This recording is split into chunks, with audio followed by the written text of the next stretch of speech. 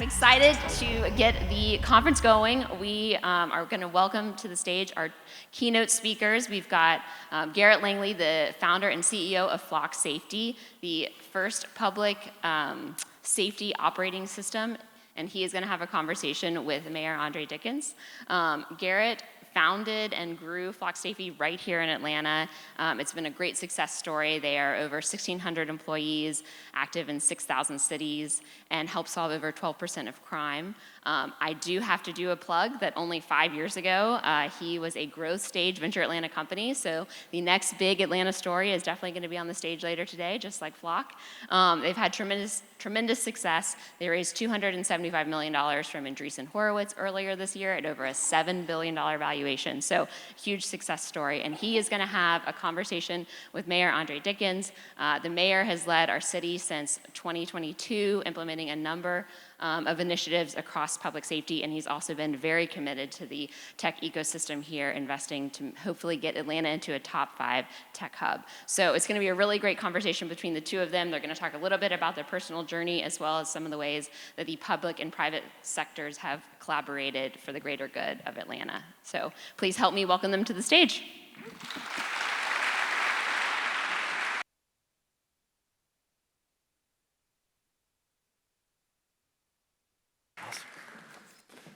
I was going to say good morning because I'm used to saying good morning, but I guess it's almost afternoon. So, hope everyone's doing well. So I think the theme of a conference like this, Mayor, is growth, right? It's entrepreneurship. And from my opinion, Atlanta is a great place to start a business. Yeah. But I'm curious from your perspective, when you're out there talking to business leaders, talking to other elected officials, what's your pitch of why Atlanta as a place to start a company? Yeah, well, first, it's great. Thank you all for being here. Thank you, Venture Atlanta 2025. Thank you for constantly showing up and just shining a bright light on our city. And I'm glad for all of you that have come out. Some of you live in the metro Atlanta area, but many of you have traveled from near and far. So I hope you get a lot out of this experience. I hope you spend a whole lot of money in my city. It would be outstanding. If you do, buy a few companies or just burgers and pizza and beers and drinks. But I think Atlanta is awesome. I mean, you know, I'm born and raised here. Atlanta has this great, substantial amount of talent. Talented people are here in Atlanta, of course, with all of the universities and colleges. We have 60 universities and colleges in our North Georgia landscape. So, of course, our alma mater, Georgia Tech, the 6-0 undefeated Georgia Tech Yellow Jackets. I heard about Clemson and some other people in here that are here. Welcome to Venture Atlanta. So sorry, Georgia Tech. I'm a nice guy, for real. But the Atlanta University Center with Morehouse, Spelman, Clark, you have, of course, Georgia State, Emory, et cetera. So talent-rich culture in Atlanta. We also have the world's busiest and most efficient airport, Hartsfield-Jackson Atlanta International Airport, which basically gets you a substantial amount of non-stop flights so you can be more productive. You can get to places across the United States, most of the key destinations within a 2-hour plane ride. 80% of the United States can get there. And then, of course, international destinations, so you can go raise money all across the world or do business, whether it's as passenger or cargo in the bottom of the belly of a plane. And then, you know, just a substantial amount of Fortune 500 companies are here. These companies, I think we have the 3rd or 4th largest concentration of Fortune 500 companies in the United States. So those are great business partners for startups, et cetera. Their access to capital, they're great partners to me and my administration. Other things are, you know, the other intangibles. I mean, there are things that really go further, whether it be Invest Atlanta, which are growth fund that we put together, as well as things like Venture Atlanta, et cetera, to continue to propel technology. Our climate is great. 4 seasons here in Atlanta, none of them too abusive. It's all beautiful. And just a city of culture, got a great history of equity, et cetera. So I think, you know, lots of things are great about Atlanta. Yeah, I think there's 2 things you hit on that I would want to reiterate, particularly for the entrepreneurs in the audience. One is, I think about my early days at Flock. When I was doing day trips to Los Angeles, San Francisco, Austin, Dallas, New York. Like your point, I can get anywhere. Yeah. On a direct flight, which was super convenient. And the second thing, which I did not realize until much later on the growth side, was we have incredible early stage talent. We have some of the best universities in the country. What I didn't appreciate was the executive network from the Fortune 500 companies. If I look at my executive team today, they're all from places like Home Depot, Coca-Cola, UPS, Cisco has a huge presence here, Google has it. Like, and that part I didn't really appreciate when we were a 5-person company, but now that's the talent pool I'm tapping into. And to your point on living standards too, just one other point. I've actually moved 2 people from California to Atlanta on my executive team. And that's like, they raised their hand saying, I've got 2 kids, living in LA stinks. It's a mess, fires everywhere. Atlanta seems like a great place to live. Yeah, and it's an affordable place compared to some of the other tech hubs around the nation. You can live here and be able to, your dollar goes a lot farther when you're trying to set up a business or attract talent, and it's just a lower cost environment to do business, especially if you're in manufacturing or anything else in technology. So we have some great success stories around why those things go together quite well. But I have a question for you because I'm very proud of you. I'm very proud of Flock. It's such a proud Atlanta story that we're all really excited about. And now, you started here, you're headquartered here, and now you're in 5,000 cities across the world. So we're really like, wow, to really have a success story like that. What about Atlanta, being rooted in Atlanta, helps shape you to get to that point? Yeah, I'll never forget, Andre. I was in one of my first venture meetings in San Francisco. And I won't name the firm. I don't like this firm anymore. But it's like the only firm I hold a grudge against. And they're good people. But they asked me 2 questions that I found, one question offensive, one question I found obtuse. The first question, they were like, are there any smart people in Atlanta? And I was like, well, I mean, I live in Atlanta? Like, I don't know. Are there any smart people in Atlanta? Yeah, I was like, come on, man. Like, it's not that bad.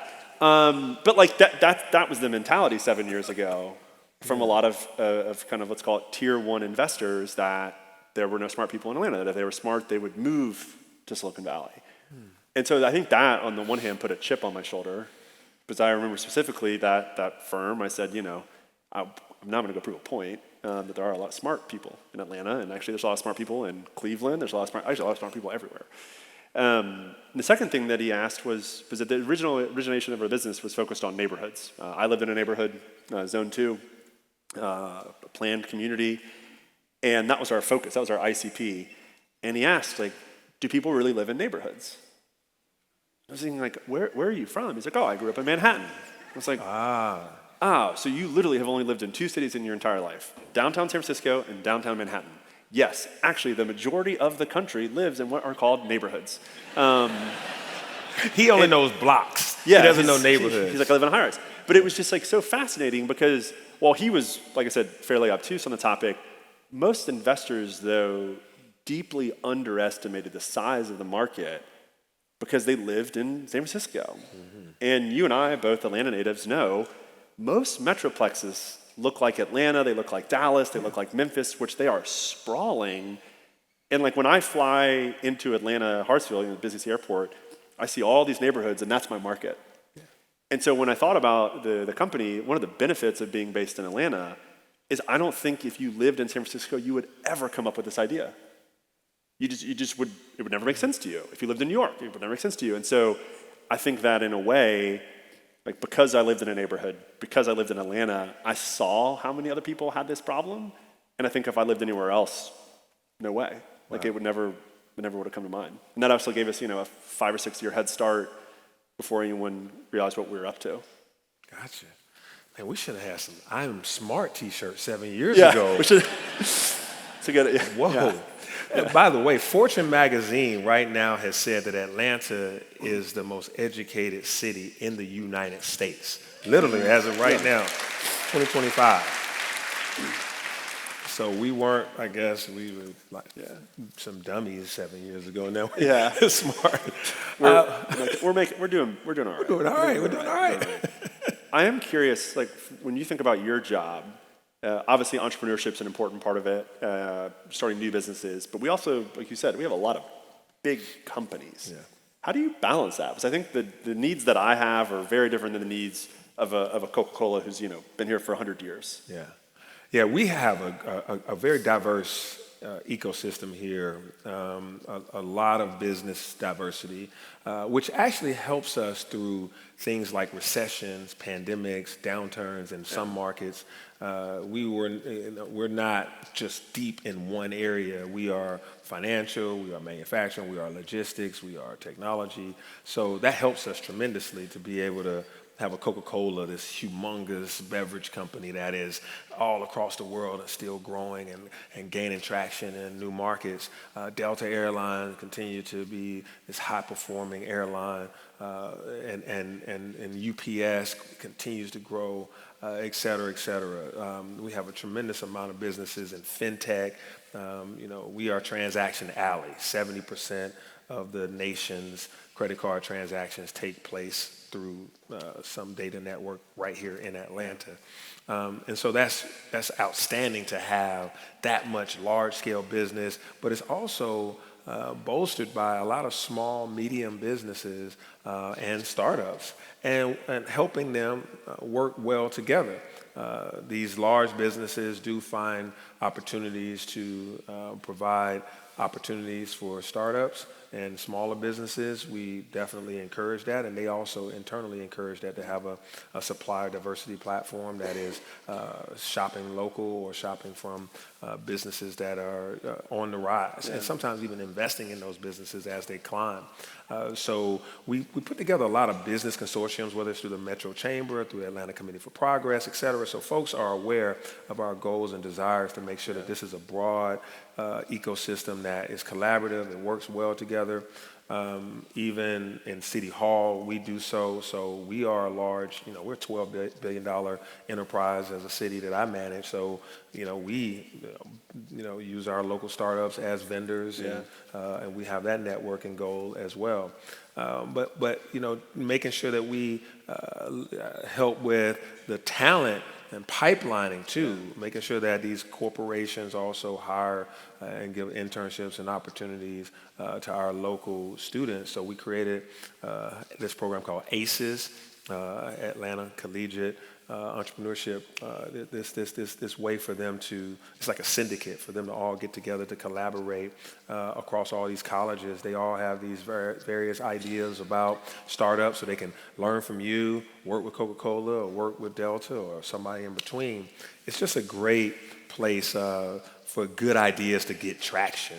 Good ideas can get traction here because you have a plethora of and diverse business opportunities. So I think that's making us a good place for startups to have a home and to have a scalability. Well, I think the other thing too that you've done that I actually don't know of any other mayors that have done this, but like our friend Donnie Beamer, who's backstage, like that's a very innovative program. I don't know if you maybe could share a little bit about that, because I think for me, if you're a well-established company, you can spend money lobbying, getting access. But if you're a startup, you're not going to go spend $50,000 to get one meeting. That's not how it works. But Donnie kind of opens those doors. Right.